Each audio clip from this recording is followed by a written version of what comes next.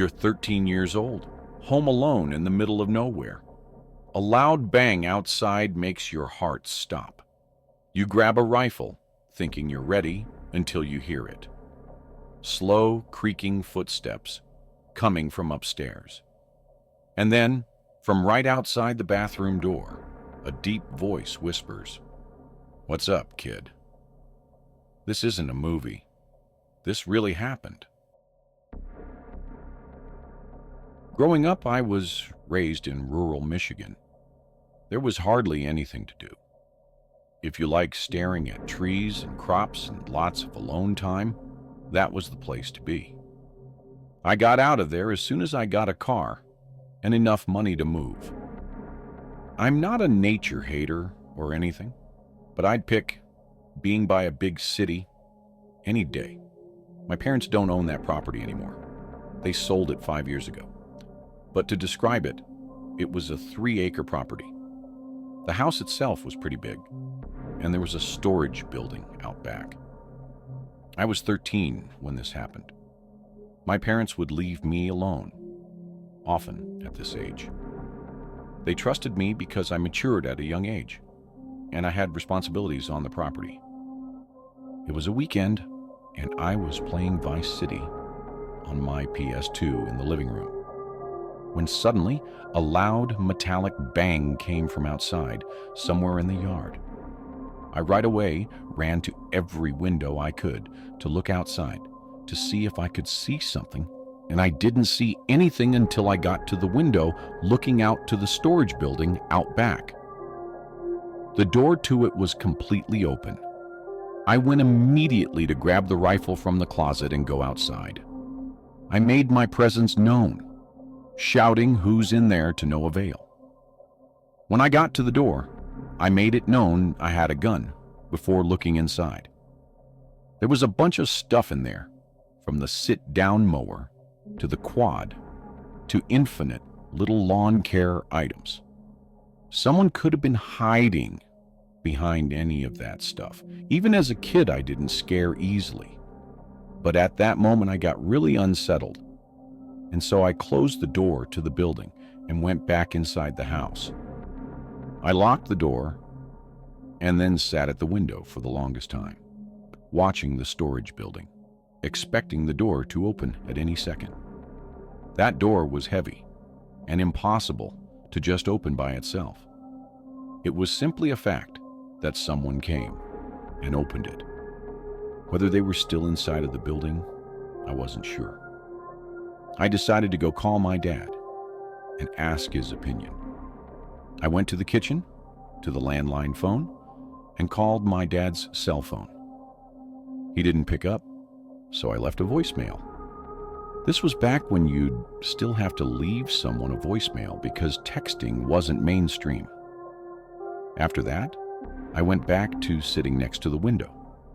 But now, I put on a TV show in the background to make this less monotonous. I took the phone with me. I was probably about to give up when I heard creaks from upstairs. My heart was now in my throat. I had to ask myself the big question. Was I working myself up, or was someone here? I had a serious guard dog mentality. Even if I didn't love that place, I saw it as mine, my family's. I had to protect it, but I was in over my head. I grabbed the rifle again and walked upstairs. I didn't say anything. Calling out would only make a potential intruder know that I heard them. I made it to the top of the stairs and I turned on the light for the upstairs hallway. There were 5 doors to open, all of them closed. 4 led to bedrooms. 1 led to the bathroom. Each door had a decently large crack underneath that would allow you to see under.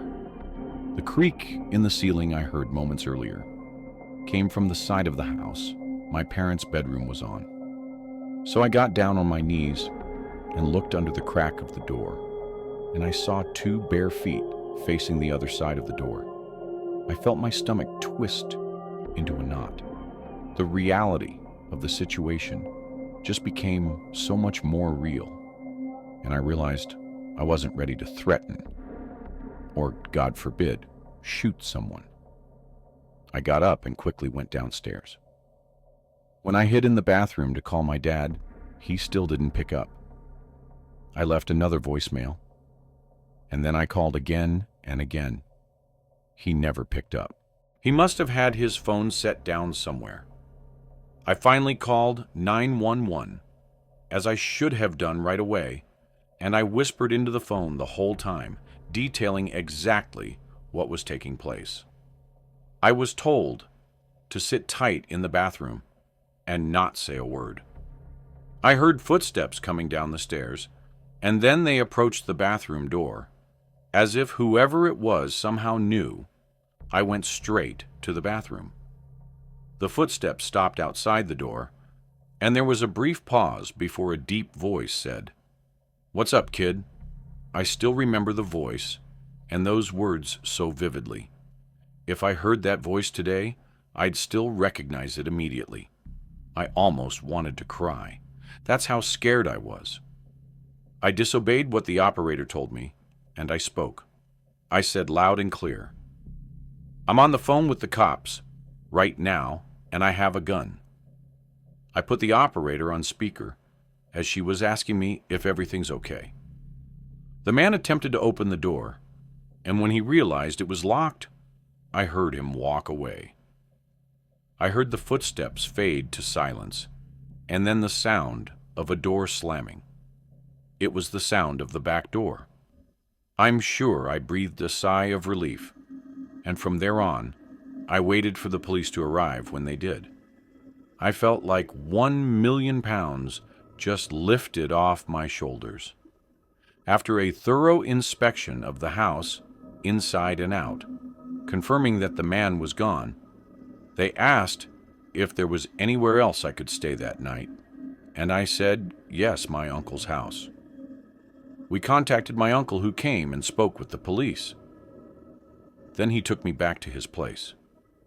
The thing that haunts me the most is that it was my fault. I could have prevented this. I left the door unlocked as I went to the storage building to investigate. Clearly, that's when the man simply walked right into the house.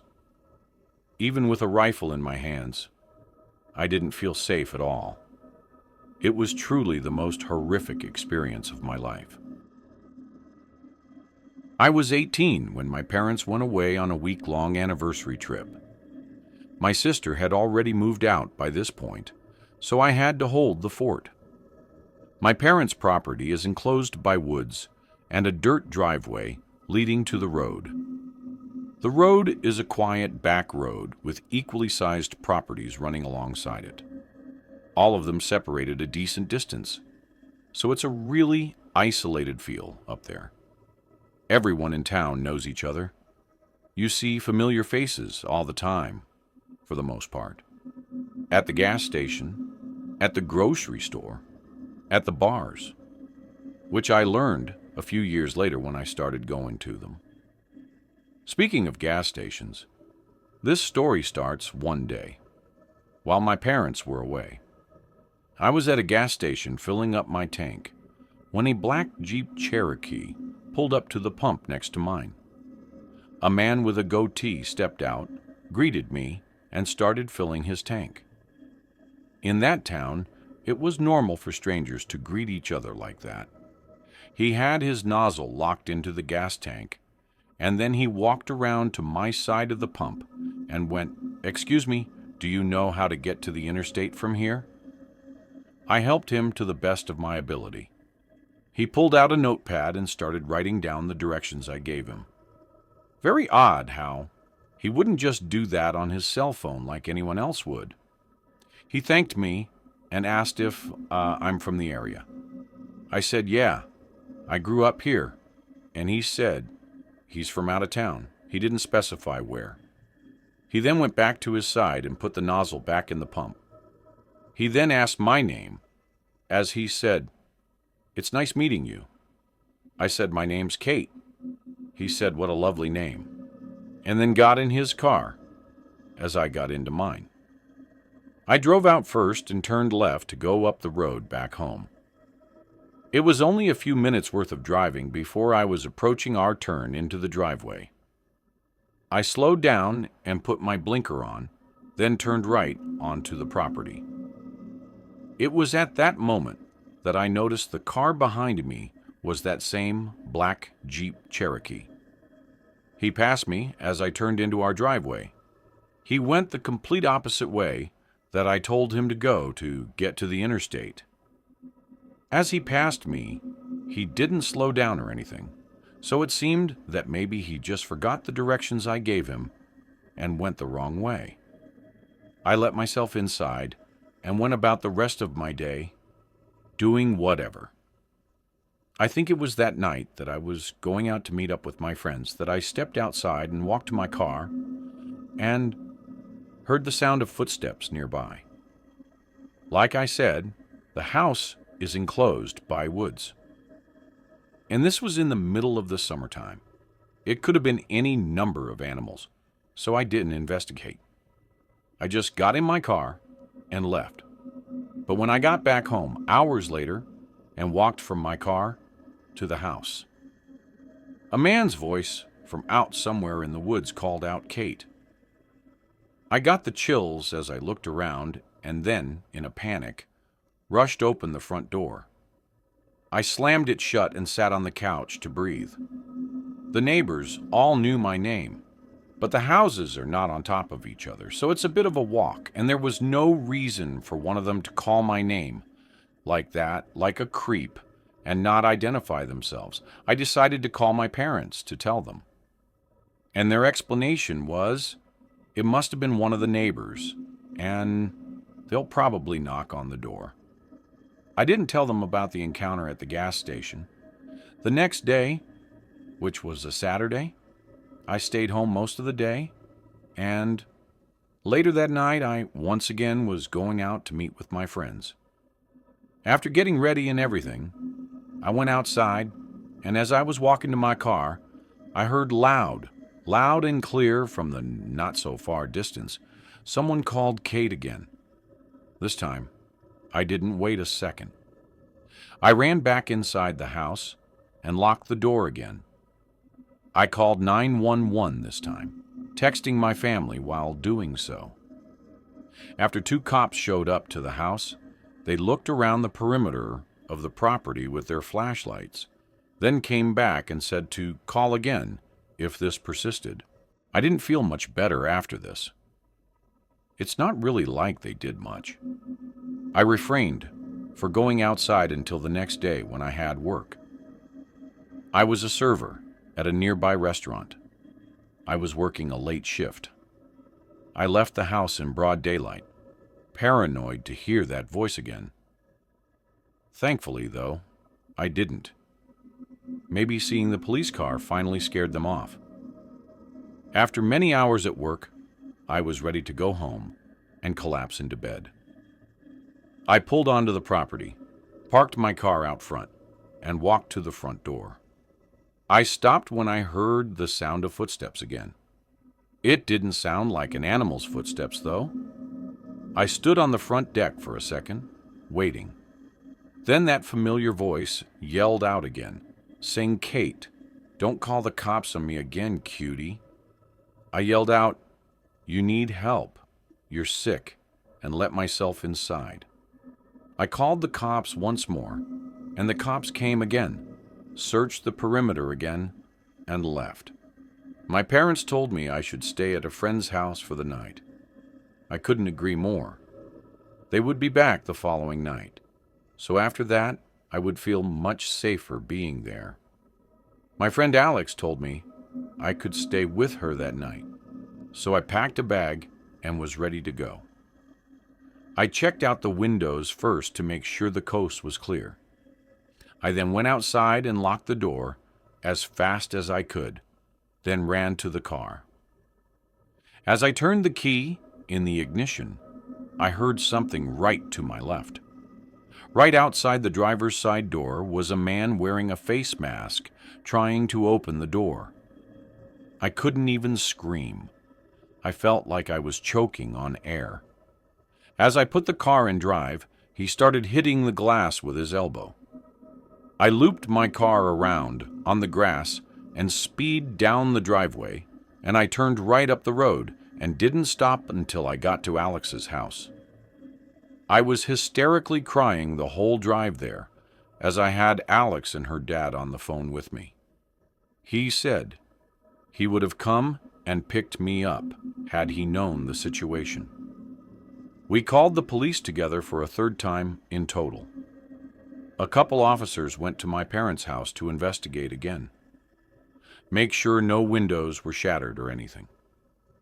One officer came to Alex's house, where I once again gave my description of what happened. This was probably the most action these cops had seen in a long time in this quiet town. Thankfully, my parents came home the next day, and I felt safe staying at home again. I fully believed the man at the gas station followed me home intentionally and scoped the place out, realizing I was by myself, and for whatever reason toyed with me until he actually tried to pounce and get me. I shouldn't have given my real name, and I should have been more alert to my surroundings and realized he was following me in my car that day. Some people are nuts and have way too much time on their hands. This incident was a huge motivating factor in my moving out to my own apartment a few months later. But first, did you know that 98% of people who watch my videos aren't subscribed? That means you. And yes, I am speaking specifically to you, probably Army. So, now would be a great time to leave a like on the video and subscribe. Anyhow, I was home alone one night for a reason I don't remember. All I remember is my entire family was gone. I was 15 or 16 years old. I was a big gamer at the time. I was obsessed with StarCraft, and admittedly, I'd sometimes spend a weekend, night or two, playing StarCraft or some other PC game. This was right before COVID lockdown started. I was playing StarCraft on my computer, in my bedroom on the first floor. That's when the doorbell rang twice. I hurried to the door, not wanting to be away from the game for too long in fear of losing. I got to the front door and said, "Who is it?" as I always would if I was alone. A soft and weak voice on the other side said something that I couldn't hear. It sounded like a woman. I opened the door, with the storm door still separating me, and this older woman standing on the other side with a big smile on her face. She had her hands behind her back. I said through the door, "Can I help you?"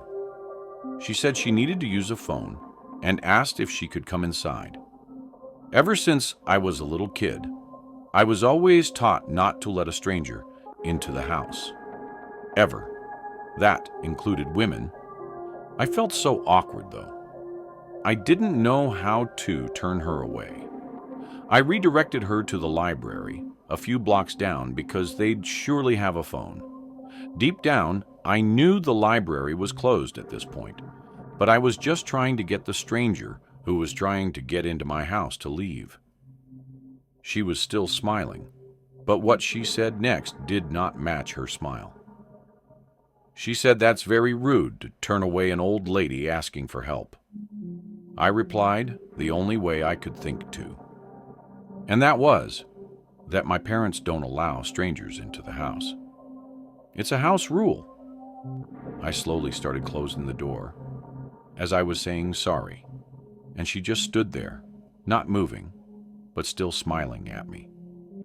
And though her smile never changed, it suddenly felt much more menacing. I was walking back to my room when the doorbell rang again. There was no way in hell I was opening the door again. That woman radiated weird vibes from the start. Maybe something was wrong with her.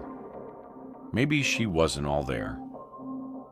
These were things I had no way of knowing, and maybe that was selfish of me to send her on her way. But I just wasn't opening the door for anyone when I was home alone. I went back to my game. Not too long after I sat back down, I heard something tapping on the window. It was a clinking type sound from something metal. The window was directly in front of my desk. I had the blind pulled down so I couldn't see what was making the noise, but I already had an idea. My room was the only room with a light on in the house. The horrible thought that it was the old woman from just before and that she walked over to my window terrified me. I turned off the sound on my computer. At this point, I didn't care about my game anymore. The clinking sound on the window persisted. I basically said, "Fuck this," and up and left to a different room in the house. I sat in the darkness of the living room for a bit when the doorbell rang again. This woman was harassing me now. I tried to convince myself she wasn't a threat, just some crazy old woman who's probably clueless as to where she is. When she rang the doorbell a second and third time, I decided to go open the door and ask her if there's someone I could call for her. But when I opened the door, there was now a man on the other side. He looked to be about 10 years younger than her. He said through the storm door, "Have you seen my mother?" I replied, saying yes. She came to my door just before. He then apologized to me and said she has dementia and got out of the house. I suddenly felt bad, but he asked me if he could come in for a minute, and again I felt awkward. Why did he need to come inside? I said the same thing that I told to the woman who we claimed to be his mother. I said we could just talk through this door. I then said that I think she went into my backyard because I heard something out my window. I told him he could go around back and check. He thanked me and walked down the walkway, and I thought he went into the backyard. But when I went to the back and looked out the back window, expecting to see him searching around, I saw nobody, not him or his mom. This was all too weird for me. I went to bed on the earlier side that night, just falling asleep with the TV on in the background, until I heard the clinking sound on the window again. Something metal was tapping on the glass. I remembered the concerned man, and I decided to try and help. I went to the window, lifted the blind up with my hand, and I saw that woman outside my window with that same creepy smile. She was tapping a kitchen knife on my window. I closed the blind and crawled back into my bed. This didn't feel like it was actually happening. A suspiciously short amount of time later, the doorbell rang like 4 times. The clinking on the window stopped by this point. This was all too suspicious. It felt like some kind of robbery attempt. I ignored the doorbell. I stayed in my bed. I was going to wait this out. I didn't have a cell phone at this time. I wasn't the most social guy growing up. I also didn't want to call the police for some reason. I waited this all out until it finally stopped. The next morning, I told my dad what happened when I called him. He told me I was smart not to open the door. Everyone agreed that everything about it sounded like an attempted robbery. Is there a chance that maybe that woman really did have dementia and that the man was really her concerned son? Maybe, but it all seemed too coordinated. Why did he want to come into the house too? How did he even know she came to my house specifically? Why didn't he ever go into the backyard to look for her when I gave him permission to do so? Too many unanswered questions that lead me to believe I avoided something terrible happening if I opened that door. So as I mentioned at the start of the video, a week ago, as I'm recording this, something happened to me personally that inspired me to revisit this theme. So my friend Cody asked me to watch his dog Theo for the night. Theo's a little pomsky, and he barks a lot. So when he started barking like crazy at something going on outside, I didn't pay any attention to it besides telling him to be quiet a few times. But when he went to the back door and kept barking, I figured he wanted to go outside. So I was going to the back door to open it, but as I got close to the door, I realized someone was trying to open the door from the outside. And then I saw through the screen of the door, there was another guy looking right back at me. This was in the backyard, which was already alarming enough. And he wasn't someone I recognized to be a family member of Cody's. So I asked him who he is, and he responded, asking me if I'd seen Melissa. Melissa is Cody's younger sister, who's in her 20s. Meanwhile, this guy looked like he was in his mid-50s and homeless. So I told him he needs to leave. There's no Melissa who lives here. And he said, "You sure?" So I said, "Yeah, you need to leave. There's cameras all over the property." He left right after that. Getting him to leave was easy. But when Cody asked his sister who that guy could have been, she said she had no idea. The guy looked like he was 55, drunk and filthy. Not exactly someone Cody's 20-something-year-old sister would be associating with. The fact that he went to the back door and tried letting himself in was actually pretty terrifying because you could only imagine what he was trying to do to Melissa. And it's why so many of these stories could be avoided by just keeping your doors locked. If you enjoyed this video, don't forget to hit the like button and subscribe to the channel for more amazing video. Turn on the notification bell so you don't miss any updates. All right, that's it for today. Take care, and I'll see you in the next one.